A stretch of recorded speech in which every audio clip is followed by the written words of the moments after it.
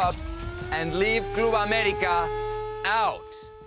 Herc, we hear the alarms. Is it time for alarm, or should Americanistas stay calm? It's an alarm because it's another fracaso for America, and it's the first fracaso for Jardine.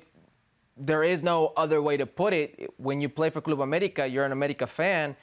You're supposed to make it to these finals. You're supposed to be a competitor. You're supposed to be there. You're supposed to win it. That's what they themselves, you Americanistas, say is the bar. So anything less is a failure. Jardine with this team, now maybe to not too much fault of his own, but the results have not been there. The first game against Juarez, they turn it around on them, they lose in the Azteca. The game against Columbus, they end up losing, and they get scored 4 times in embarrassing fashion. And then this, it's a game against Nashville where they completely controlled the run of play. Something like almost 600 passes. It was like over 60% possession for the Club America. They had come back, and they're in the driver's seat. And in the 98th minute, they give up the equalizer. And they give up the equalizer in the most stupidest of ways. They go for an attacking play where they can kill the game off.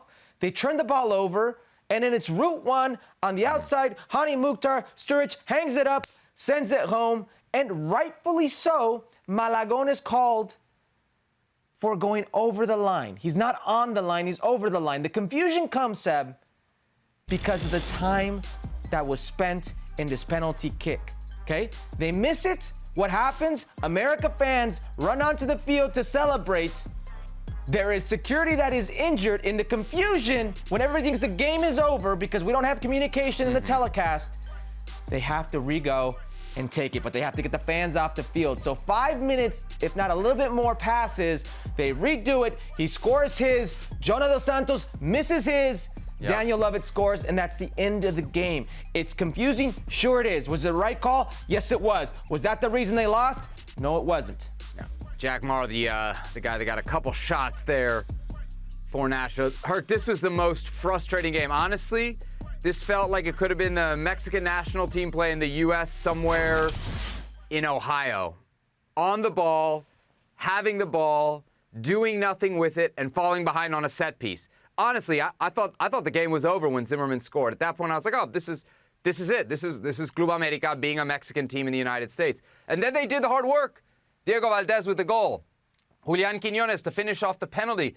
And the naivete, Herc, the attitude with 9 minutes into stoppage time to be so relaxed as that ball hung, and I mean hung in the air for Sturridge, is just unforgivable for me. And I got to be honest, when I think about the team's performance, I actually have some calm because I can look and say there are some pretty serious pieces missing, right? You don't have Cabecita. Diego Valdez, been injured, just comes off the bench tonight, didn't make the start. You don't have Richard Sanchez, and you don't have Henry Martin. And the one game under Jardine where America looked great was the game against St. Louis to open Leagues Cup, the 4-0. They had Henry Martin and Julián Quiñones starting together. We haven't seen that since, Herc. And if Henry Martin's going to be out for what? 5 weeks. 6 weeks with a calf injury? Why are you calm if he's going to be out? Because there are other guys coming back. Who plays the 9, though?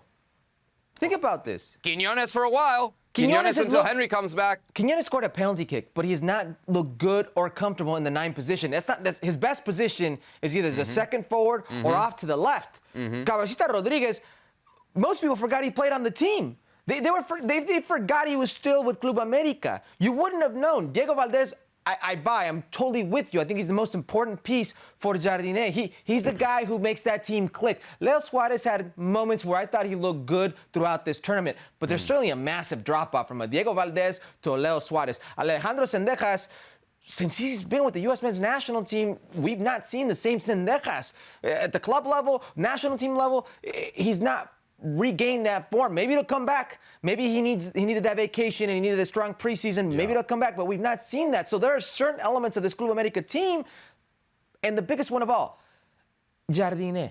Yeah, that's it. Jardine was the 5th, if not 6th choice as a head coach for Club America, which is one of the top teams in Mexico.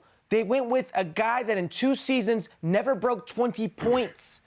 It blows my mind. Yeah.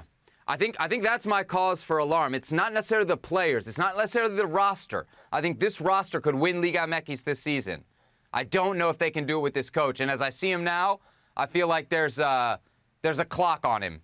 He's a coach almost waiting to be fired as the pressure continues to mount at Club America after a round of 16 exit in the League's Cup. Well, thank you very much for watching ESPN on YouTube. For more sports highlights and analysis, be sure to download the ESPN app. And for live streaming, premium content, and let's not forget as well, ESPN FC 7 days a week. Subscribe to ESPN+.